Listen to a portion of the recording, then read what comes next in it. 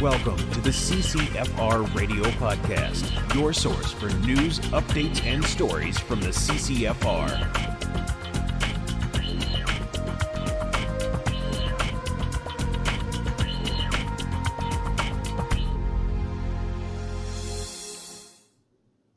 Hey everybody, welcome to episode 85 of the CCFR Radio Podcast. I'm your host, Rod Giltaka. Thanks for joining me again.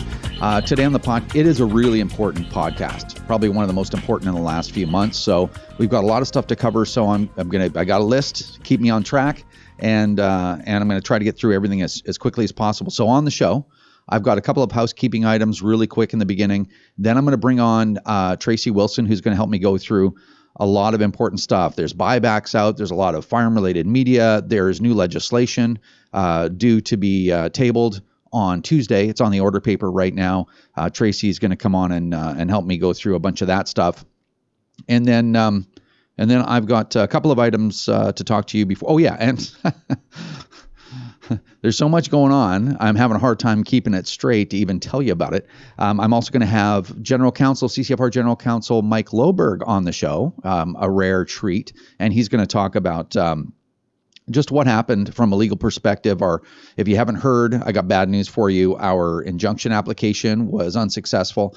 And you know what? We knew that there was a 90% chance we weren't going to win anyway. But still, I mean, it's always nice to win. So he's going to tell us about what happened, the reasons that talk about the ruling a little bit as much as he can, because there's an ongoing legal action. And what does this mean for our case? And basically what's next for the CCFR versus Canada. So housekeeping items real quick. Let me look on my list. First thing, I did an interview this morning on the Mike Smith show, which is on CKNW in its talk radio in Vancouver. And opposite was Najm Ahmed from the Canadian Doctors for Protection from Guns. And what a mess. We're gonna get that interview up as soon as possible so that all of you can hear it, because it just happened this morning. But she just demonstrated that she doesn't have a clue about firearms. She doesn't have a clue about firearm policy. She doesn't know what laws exist, what laws don't. It's just a real mess. And, we've reached out so many times, like countless times, to say, you know what? We don't have to be enemies. Let's just sit down together and have a normal conversation. And what we get from them are smears and put downs and, screen cap all your tweets and look what you said and you're attacking. Like, we get just all this garbage while they accuse us of smearing them. So it's such a mess. But anyway, I highly encourage you to listen to that interview. It was interesting. There's, unfortunately, she told so much misinformation, so many things that were not true, just false claims. And of course, staying on message with everything's assault weapons, military style, this, that, killing machines. She did all the predictable things, which of course, public safety is not a joke, but when you're talking about taking firearms away from millions of people, it's more than just a few talking points or taglines, on media. There's more to it than that, and it's really important. These are important things. They're not a joke. So anyway, check that out. And now people have been reaching out to me a lot recently. I think Mike Loberg, I posted something on a firearm forum and around on social media, and Mike Loberg was looking for questions to ask Wendy Sukier, because we're going to cross-examine her as part of our case, Canada versus CCFR versus Canada. And people started sending information to me. And in addition to that, people contact me all the time, and people leave me messages. And I'm talking, for a while it was like anywhere from 30, 40 to 60 a day, right? And I'm just a normal person. I can't respond to them all. I've said this before on the podcast. I just want people to know that it's not that I'm ignoring you or I don't want to talk to you or, it's not that. It's just because I have so much work to do. And I'm only one person. And then after I work my 10 hours or whatever it is and my, 6 to 8 hours on Saturday, the rest of the time I got to deal with things in my life, right? Like normal people do. And I have to be a husband and a father at some level too, right? So it's really difficult. So just to let you know, I'm not ignoring you, but it's funny because I get people saying, call me. I have, a great idea for the fight. And I'm like, I get it, but I can't call you. I got to pay attention to my family at some point, and do all my normal things I got to do that everybody else has to do, like clean your house and repair the roof if it's leaking and all the rest of that stuff, right? There's a lot of stuff that you have to do in life just to administrate your life. It's terrible. If I was a real celebrity and I was truly important, then I'd have somebody doing those things for me. But unfortunately, I'm just a gun owner with a video camera. So what I wanted to tell you about this is, if you have an idea and you think it's a great idea or whatever, don't contact me or the CCFR and say, I want Rod to call me back. I just don't have time. Do what I'm going to tell you how we do it inside the CCFR. So if there's board of directors members or field officers or me, what we do is if we have an idea for a project, right? So the march was a project, the integrity tour is a project, the newspaper ads are a project, the lawsuit's a project. If we're going to do a project, what we do is we do an outline, an essay, like 1 or 2 pages. That's all it takes. Just like here's the idea, here's what it would take to do it, here's how many people's required, here's the costs, here's the timelines, stuff like that. So it's like, okay, here's your idea. Is this realistic? And so we call everything we do a project. Everything that we do other than the normal stuff. So if we have projects, we always have a project sheet or a little essay on what we're doing so that we can present it to each other, or even just among the small group like me and Tracy or just me, so that I know, okay, I'm looking at this, I see the reason. Why would we do it? That should be in there, right? What's the net effect? What's the benefit for gun owners? Or is it a fundraising idea? Or is it something like that? Then I can assess whether or not we're going to spend time and money on that kind of stuff. So if you got ideas out there, don't call and want me to call you and chew the fat about it. Just put your ideas in an essay, in a little project sheet, just a description of the project, and send it over. And I'll look at it. I see this stuff. I just can't respond to it all. Okay. So anyway, I love the suggestions. I love the help. Just send it in that form, and then it's easy for me to look over and see if that's going to work or not. Okay, that's all I'm asking. All right. Okay, that's it. I'm going to bring on Tracy Wilson, and we'll cover the rest of this stuff right after this. Fighting government and those who want less rights for Canadians takes energy, and you need to fund it. For a limited time only, you can enjoy some of the best coffee you ever had and support the CCFR at the same time. Introducing Downrange Dark and Select Fire Smoked, 2 outstanding coffee selections roasted just for the CCFR. This is dark roast coffee, so be ready for that. And the smoked version is even a little more aggressive. Find it at the CCFR online store at firearmrights.ca and add it to your order.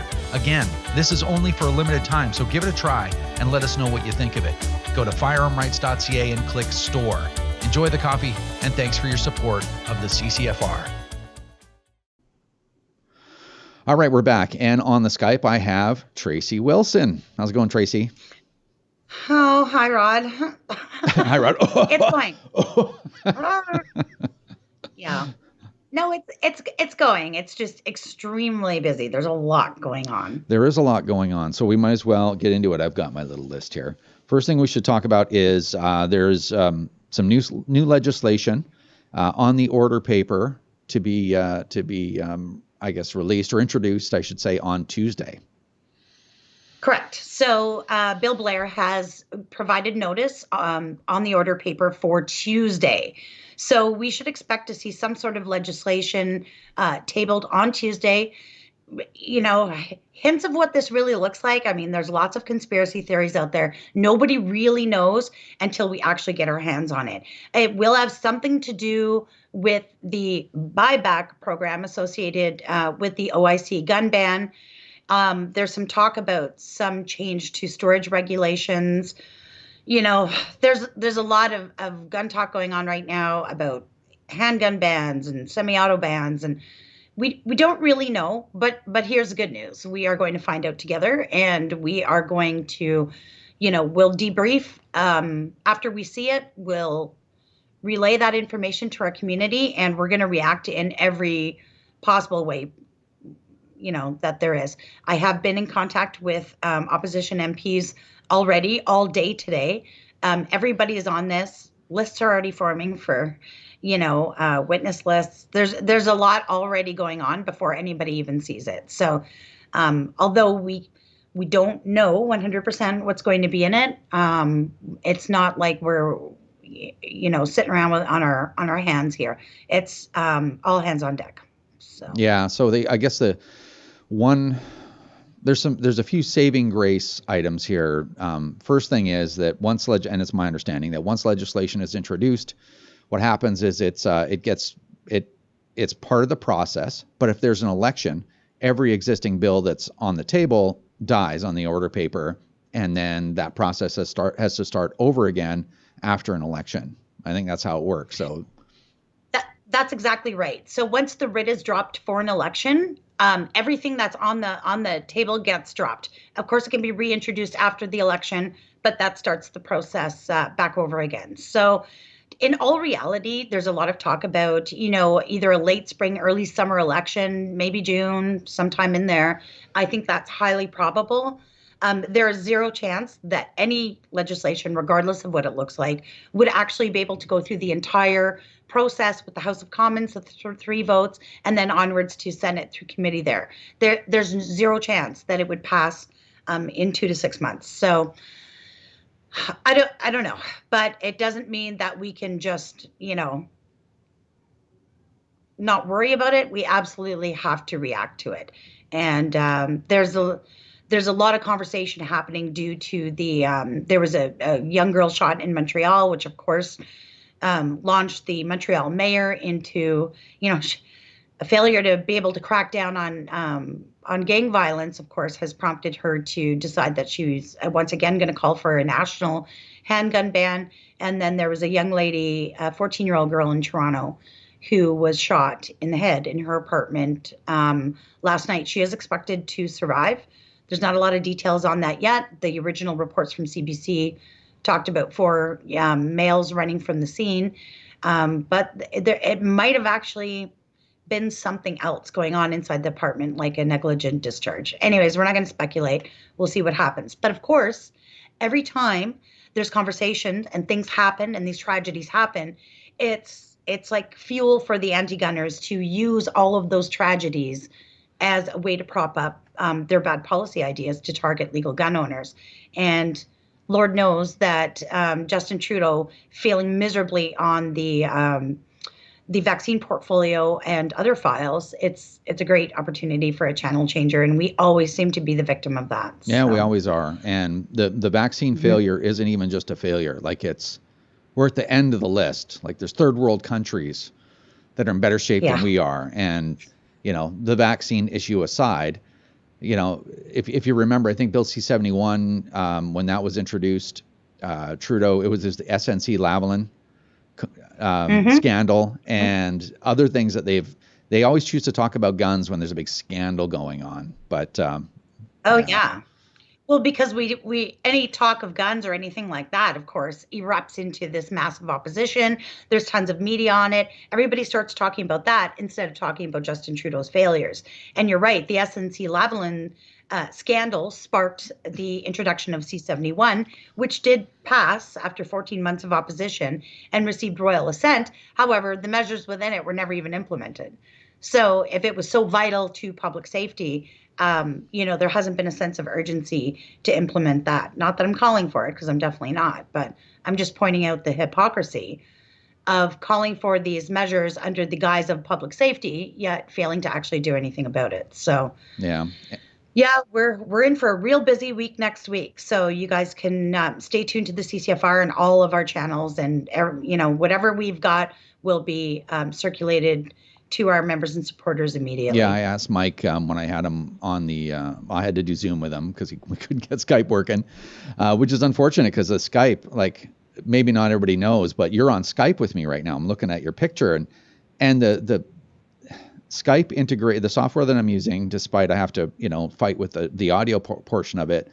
And sometimes it's a little finicky, but the Skype image is unbelievable. Like it's so clear. It's so excellent quality. So anyway, all that to say, I asked Mike if he would participate in a podcast just to give his early impressions of the legislation on Tuesday. And he said that he would make time for that. So I'm not making a promise that I'm going to have him on, but we're going to try. But I think between the two of us, we'll look through the legislation. We'll figure out what it means for us. And I'm hoping to have a podcast up on Tuesday, just so everybody knows. Yeah, that's great. We have to react quickly, and I mean, you have to read it and digest it and understand what it means and how it affects everything else going on right now. The gun ban itself was done through OIC.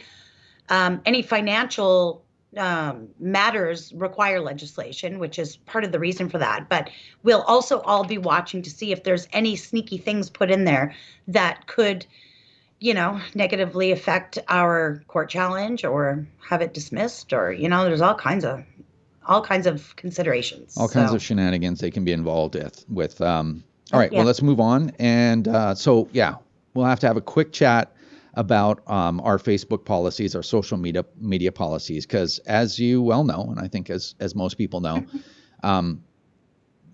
social media platforms, at the behest of the Prime Minister of Canada, as well, and his, his heritage minister with a criminal record that is now his censor czar, right? But anyway, the social media companies have been all over people that own guns, people that don't vote for the Liberals, people that have opinions that differ from anybody else, and they're deleting entire groups. They're shutting down pages. They are putting limitations on the reach of people that have very popular groups. Like right now, I think we have 52,000 people in our closed CCFR Facebook group, and it's really in danger of being shut down. So, a lot of people are like, we've seen a couple my free speech. It's just like, you know what? In our group, we have to be really careful. So go ahead. Sorry. Yeah, well, we've seen a couple big groups recently be removed from Facebook, and I think you're totally right. I think sort of these right-wing type groups or speakers or personalities, you see that canceling all over the place. And I know sometimes when something gets deleted in our group, sometimes it hurts somebody's feelings, or maybe they posted something and then the comments just got so sloppy and so out of control that for the admins who are volunteers, nobody's getting paid to sit there and police the social media accounts. Sometimes it's easier just to kind of delete the post and maybe have somebody repost it than it is to try and clean it up. And that triggers people to feel upset because, their post got deleted or their comments got deleted. And normally we try our best to have a really balanced approach to that. But I think for the next little while, the default will be, if it's questionable at all, it's going to go. And there's a couple reasons for that. Number one, we're in a federal court challenge where things that are said and presented on our social media platforms could come into consideration for that. Number two, the anti-gun groups are absolutely in our group and on our pages, screenshotting what people say. They're using them. You can go over to the Doc's Twitter account, or I think it was Police se souvient, and they're sharing captions of commentary in our group. And, these are the type of people that are in the CCFR. And of course, they look for that one guy who's got a little over emotional and said something out of line. So the default for the next little while is going to be, if it's questionable at all, if, now's not the time to really have a big, long debate about it. We're going to have to act first and see how things fare out in the long run. But yeah, for now, we really have to keep our social media clean. And I mean, you're entitled to your opinions. It's sometimes just in the presentation, right? In the messaging. So, yeah. Well, it's just, we don't want to lose our group. It's we put a lot of effort into that group. We don't deserve to lose our group, so we just got to be careful right now. And who knows? Maybe there will be an election and people can, live free again. Who knows? That's my pie in the sky. Idea is like, someday we may be free. Shake these chains of bondage. But all right. So I think it's just a good reminder to people. And if you get your stuff deleted in our group, your comment or whatever, just give us a break on it. All right. So man, just because we got a lot of stuff to do. And then I will, what I want to say, something else that's important is the people, the team of admins, the people that admin our group do a really good job, and it's all volunteer, and the time commitment and the intellectual commitment to like read all this stuff, and then people are reporting stuff. I got to go and make a judgment call, and you know what? A lot of I think almost every comment that gets deleted actually gets debated in the admin group. Like they don't just one person just deletes it. Like they put time into it, and they do that work for free. So anything that makes their lives a little bit easier, I think makes sense to me. And I just want to tell our admins how much I appreciate their work, because it is important work that has to be done. And I just really appreciate it. Yeah. And our group, like I'm in quite a few, gun groups and military spouse groups and all kinds of groups on Facebook. And I got to tell you, I have never seen a group as active and busy as ours. Like it's just, hundreds and hundreds and hundreds of posts a day. So it is an enormous, like, all-encompassing job for the admins, and I'm really grateful for them. I know I couldn't do it because I just would be annoyed and deleting everything. So nobody wants that either, right? That's why your admin privileges were revoked. My admin privileges were revoked, which is hilarious because I work here. But no, they were. I'm not objective enough. A lot of times I'm just like, that's garbage or useless. That's actually extremely funny for a lot of reasons. It is. Anyway. Yeah. I'm gonna try to move on. All right. One more thing was that as you guys know, the CCFR launched our club insurance project, for reals after 5 years, and we really need to fund all of the things that we're doing. I actually have a few big tricks up my sleeve that I want to pull those cards out, but I need to fund those things, just like we got to fund our course or our case right now. And one of the ways that we can do that is we can create recurring funding if ranges bring their insurance over to the CCFR, and we'll use that money to throw everything we can, the pots and pans, everything at the government, and fight them tooth and nail to keep our guns. And so anyway, all that to say, there was a video that floated around. We've got a lot of calls, which is great, but a lot of ranges are under the impression that whoever's providing their insurance right now is telling them that they have to have certified range safety officers, either as a condition of getting insurance or a condition of having their range approved with the CFO. And I asked you to have a look at that. And what did you find out? Yeah, so that was actually a big job. People were calling me, executives from ranges saying that they were beholden to their provider that they're with now because they didn't want to lose their range safety officer certification. Now I know you can get a lot of different firearms training from a lot of different sources, and I started thinking about it, and I've been through the regulations, through the Firearms Act, and I got a hold of every provincial CFO across the country, and then of course the national phone number as well. And I even spoke to the Canadian Firearms Program themselves, looking if anybody could tell me or point to me where it is somehow a mandatory requirement that there's some certified program that they either endorse or accept or vouch for, and there is not.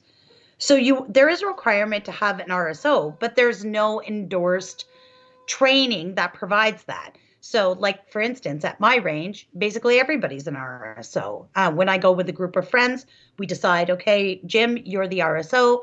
We follow the range rules. We, follow everything. You just need that one person to sort of be in charge, right?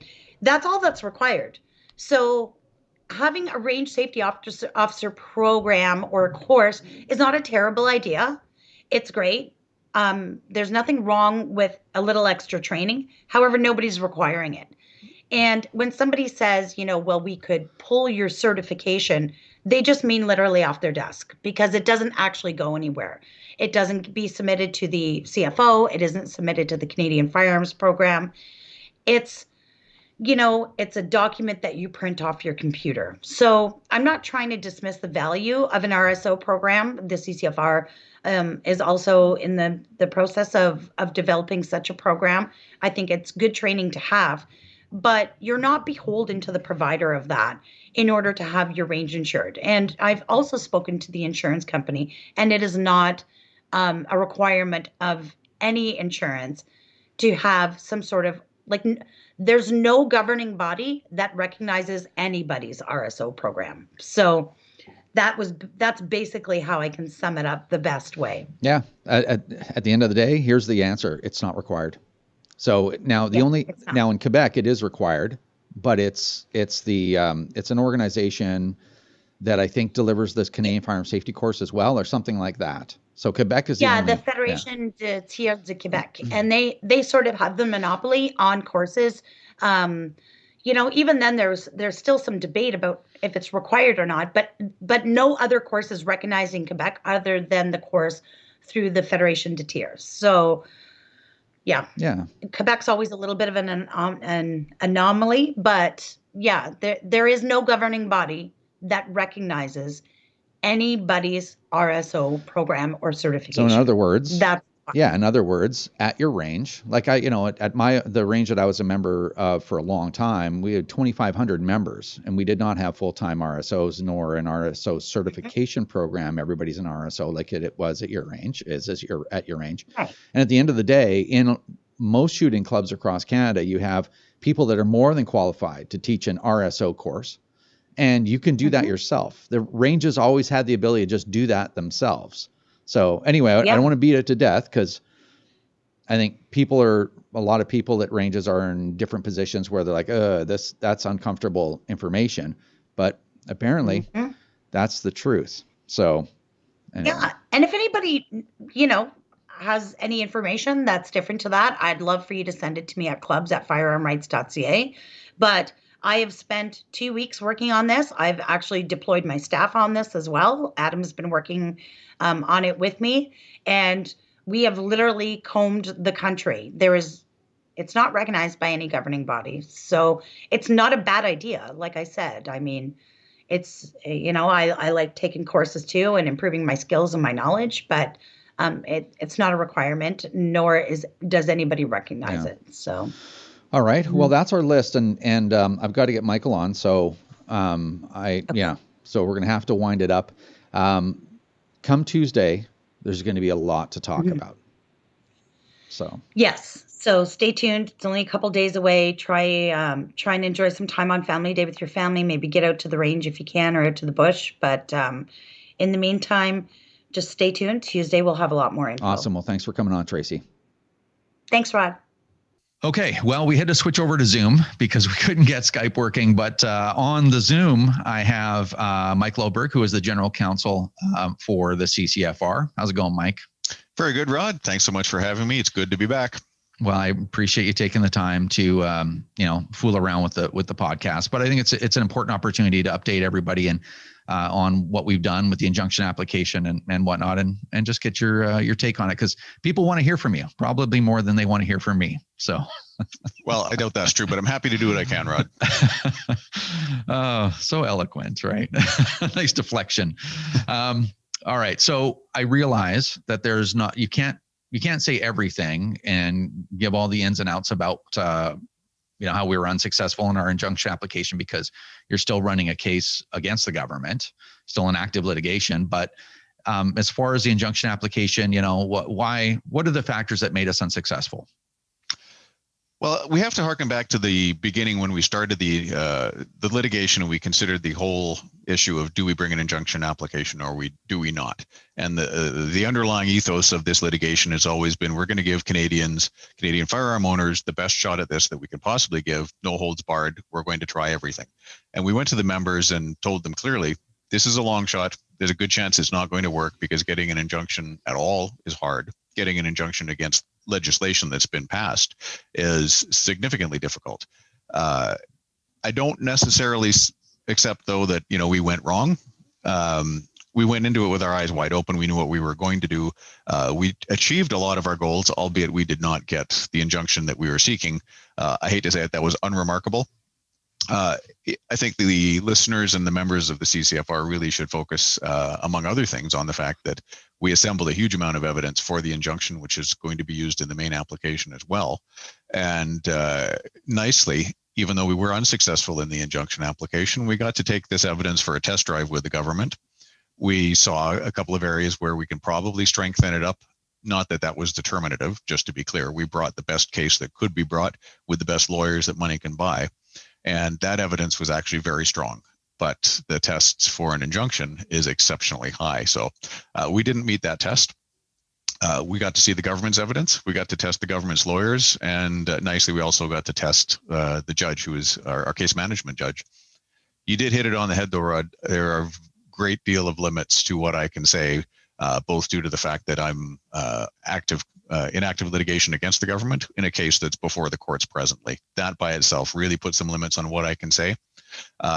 As well as, obviously, I don't want to be putting strategic considerations on the table for the Crown Counsel, who may very well be listening to this. I know if Crown Counsel did a podcast about this case, I'd be listening to what they said. Hello, Crown. Don't forget our friends over at CSIS. Yes, right? Of course, them as well. Where they definitely have to keep an eye on us, the licensed gun owners. Yeah. Anyway, sorry to interrupt. No, it's all good. It's all good. So, talking about the injunction, let's just jump right into that. We assembled a huge amount of evidence, and it was very good evidence. And then we went in. But let's remember what the test is. It's a 3-part test. There needs to be the existence of a serious issue.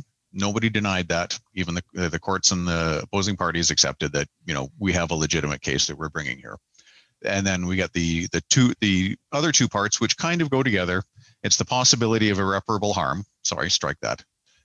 Absolute proof of unavoidable irreparable harm. And then the balance of convenience is, if there is irreparable harm, who are we going to foist it upon? Is it going to be foisted upon the government or upon the firearm owners? Now, in short, the court found primarily that the things that we were talking about as to the nature of the harm that we would suffer are all things that be compensated for in money.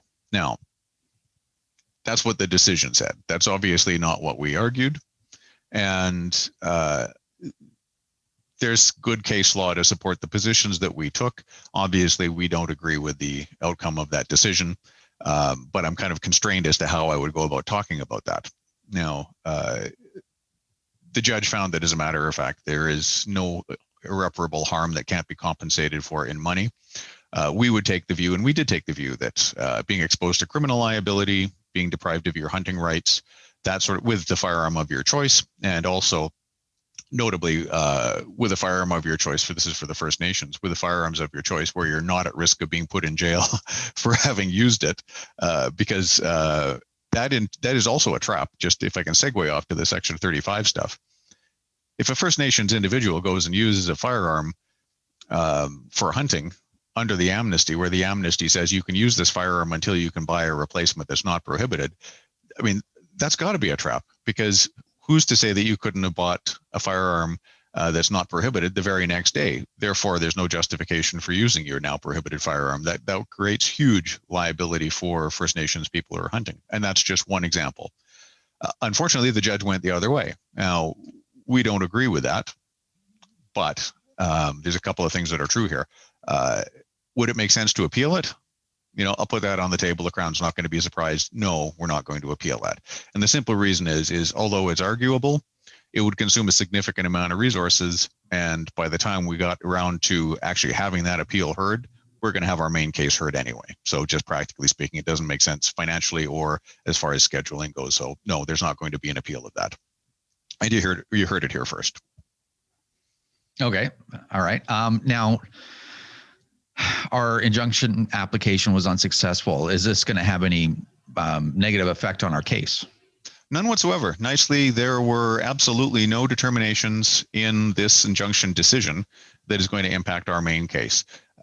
There were some indications as to which way the judge thought this case was going to go, which, of course, as I've indicated already, that tends to suggest that there are some things that we may want to try tactically differently when we're at the main hearing, which, just as a note, may or may not be in front of this judge. We may get a different judge for our final hearing. Very often, the case management judge will shepherd the case through the preparatory steps of the litigation, get everything set up for the main hearing, and then hand it off to somebody who is absolutely fresh and doesn't have any preconceived notions about the case. So that may very well happen. But in any event, like I said, we've taken our evidence for a test drive, and we've got a judicial opinion, albeit we don't agree with it, but we've got a judicial opinion, so we know at least how one judge views the case that we brought. So now we have knowledge, more knowledge than we had before. If nothing else, was worth it for that. Okay. So I guess I think what some people might think is like, was this all just a waste of time, right? Was this a waste of time and a waste of money? I mean, I don't think so. I think what you've said so far indicates that, we've amassed all of this evidence, and that's evidence that is going to do very well for us in the main case. We've taken our evidence for a test drive. I don't think it was a waste of time. Do you?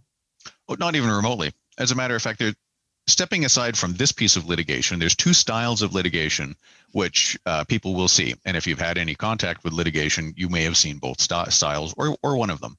The first style, which I certainly do not agree with, is where you take the necessary steps in the litigation one at a time without a really clear view as to what you're going to do at the end of the litigation. For example, sometimes you see junior lawyers issuing a statement of claim without a clear view as to what is their closing argument going to be when the case is over. That's a massive mistake, in my respectful opinion, for anybody who's doing that. A more expensive but certainly more effective way of doing it is to conduct your investigation as to what facts you can prove, what evidence can you amass. Compare that against the existing case law. Compare that against the current views of the courts and the Canadian public as to whether or not there might be a change in the law that is possible. And then after you've got a clear view as to what it is that you're going to try to achieve at the end of the trial or at the end of the hearing, you can then assemble your case, assemble your evidence, and go, because you're fully informed as to what the options are. Now, that's a bit of an expensive way of doing it. That's the way that we did it. But the benefit of that is when you start the case, you have a clear view of where you're going to end. You know what you need when you get there. The first way of doing it, very often you end up at trial going, oh crap, I forgot to bring X. And at that point in time, it's too late to do anything about it. In this case, what we've done, we front-end loaded the work. We did all of the research fully, completely on every point that we wanted to bring. And frankly, JSS did a wonderful job bringing up some points which we hadn't even thought about internally. And then we gathered all the evidence for that. And all of that work that we did for the injunction application is the same work that we did for the main application. So, I mean, all of the affidavits that we've assembled, all of the research that we've assembled is going to get reused in the main case. Understand, of course, we're going to add on some more evidence, and we're going to have to, bring on more arguments, some of which were informed by this injunction application, and some of this is just because the main case included things that we weren't going to take for a test drive in the injunction application. In order to provide a full answer, did we have some leakage? Yes. The work that we did in preparing the motion record argument, just the argument portion, not the evidence, not the research, but just the argument aimed specifically at the three-part test, for example, that was spent on the injunction, and we're not recycling that. But everything else, literally everything else, gets recycled. So we've suffered very little leakage on this. And like I said, we have the benefit now of having taken it for a test drive. And we also forced the government to at least show us some of what arguments they're going to bring and some of the evidence that they're going to bring. And, the Murray Smith is a prime example. I mean, that was the best that they could come up with. Murray's evidence was effectively dismantled by the counsel that cross-examined him on it. That was an interesting decision, the court, on that, just touching on that, because that was a second application that we brought concurrently with our injunction application, was to deal with Murray Smith's evidence. We were not successful. Sorry, I have to be careful here. We did not actually ask for his evidence to be excluded. Right? We asked for a declaration that he was not an expert. The cross-examination of Murray Smith was so effective that, in fact, we wanted to keep his evidence in because it tended to help us in an awful lot of circumstances. So we wanted to keep that in. So we weren't trying to have it excluded. We were just trying to have him declared as not being an expert. The court did not accept that argument and did not reject him as an expert. And that was partially because the parts of his evidence that we were relying on actually tended to suggest that he did have at least some expertise. That didn't address the issue of the conflict of interest and whether or not he's singing from a song sheet that is pre-written given his career. But that is what it is. In the end, that didn't really matter to us because Murray Smith's evidence didn't matter at all in the outcome of the injunction application. So we got to take his evidence for a cross-examination and a test drive in front of a judge as to what the court is going to do with Murray Smith's evidence as an expert. So we've got that intelligence as well. Good. Good. Now, what are the next steps with our case? Like sort of timelines. I know we don't know for sure because we don't control that kind of stuff, but what does that look like? Well, we do have some input into it. We don't have the next case management conference has not been scheduled yet, so we don't know when we're going to start doing things next as far as exchanging documents with the other side. We have, we're already working on the next things that we're going to do.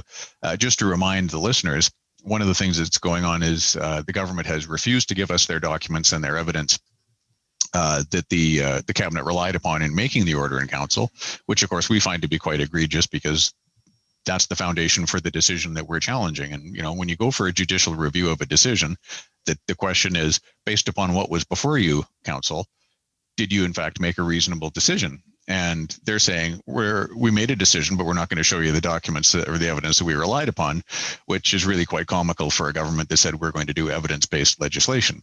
So we have an application pending, not scheduled yet, but pending for determination as to whether or not the government's going to be forced to give us those documents. They're on the bit of a horns of a dilemma, I would submit, in that if they don't give us any evidence, we're going to ask the court to infer that there simply isn't any, which, to be honest, from my perspective, is probably the case. If they do give us the evidence, I expect we're going to have a good time picking it apart. So we'll see what the court does with that as well. So we have an application for that. So in all of that to say, we're fighting these people tooth and nail. Absolutely. There's absolutely nothing that we're not doing. Every opportunity to oppose them, we're opposing them. I should say we're not doing things that have no hope of success, but everything that has a reasonable chance of success where we might get some benefit is being done. Every single thing is being done. And remind the listeners as well, too, this is one thing we haven't reported on recently, which we're going to have to remedy, is we've got a whole bunch of ATIP requests out there, like thousands and thousands and thousands of them. One of the things that the government said was, yes, we'll get you that information, but it's going to take 8 years. So we'll get back to you with that after your case is over, of course. Now, we've sought our remedies with complaints on that as well. But, that tells you the nature of what the opposition that we're getting from the government. It's I'll just slow down here to make sure that I say this properly. They're not providing the evidence that they are normally obligated to provide under the legislation that governs their operations. Awesome. Very, very carefully put. So I can only imagine the correspondence when they're like, oh, it's going to be 8 years. Cheers. That's probably what they said at the very end. I guess that's where we're at now. If you had to make a guess, do you, like the main case, do you think it's 6 months, a year, 2 years from now? What do you think? The main case should be heard in federal court in the fall. I would say October, November would be reasonable. Now, people are going to say, well, hey, wait a minute, that's pressing seriously up on the deadline for the amnesty, and that's correct. And there's not really much we can do about that. After that, presuming the loser is going to appeal, and I'm confident that if that was us, we would, then we're into the Federal Court of Appeal, and then after that, we're into the Supreme Court of Canada. Appeals do tend to move a little faster than the underlying case where the evidence is being prepared, because appeals are literally just a review of the record to see whether or not there's been an error of law that calls for a reversal. Nobody's weighing the evidence, and the evidence isn't being, we don't need to stop to assemble it or anything like that. It's just, here's the record that was before the federal court. Did they make a mistake? That goes to the Court of Appeal and then the Supreme Court of Canada. So that should move a little faster.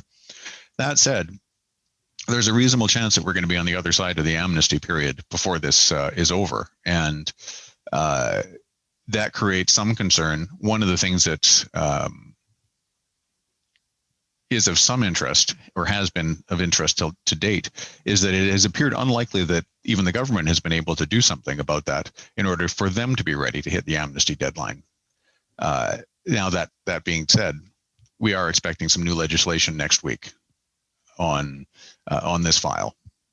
What that looks like, we don't know, but everybody's read about it in the newspapers and in the Facebook groups and the chat groups about pending information about buyback in combination with grandfathering. So next week is going to be interesting. We're looking for that to come out on Tuesday. Yeah. Well, awesome. Well, I appreciate the update. I'm sure everybody that's watching appreciates it. It's it's a lot better than me trying to figure out what the update is. I'm glad that you came on and we really appreciate it. Well, I'm happy to do it, Rod, and I'm happy to do it from time to time. If the listeners of the CCFR, or if our members have any questions, I'm all over it. Send them on over. Awesome. Thanks again, Mike. Okay. Thanks, Rod. All right, everybody, that's going to do it for episode 85 of the CCFR Radio Podcast. Thanks, everybody, for listening. The podcast has jumped as far as how many people are watching and stuff. Don't forget to share. Really appreciate you coming by and spending that time with us. Hopefully you enjoyed hearing Mike provide an update. I certainly do. I hate having to take his information and from a secondhand perspective and then give it to you, because I'm not a lawyer and I could never explain it the way Mike did. So thanks very much to Mike for coming on. We really appreciate that. And thanks to Tracy for coming on. We appreciate the update there and the conversation. There's a lot of fight ahead of us. There's legislation coming, as we said, on Tuesday. We're gonna try to do a podcast Tuesday night and get that up. And Mike is going to endeavor to get a hold of the legislation. If he has enough time, get a hold of the legislation itself and do a quick analysis of it. I'm hoping to have him on the podcast for Tuesday night. And I've talked to Wilson. I said, make sure you're available and see if we can get an update for gun owners out by then. Anyway, if you want to support the CCFR and all the work that we're doing, we would greatly appreciate you doing that. You can become a member at firearmrights.ca. You can give us a monthly gift, a recurring donation. That's great. Or donate there at firearmrights.ca. Either one, we really appreciate the help. Take care, and we'll see you next time.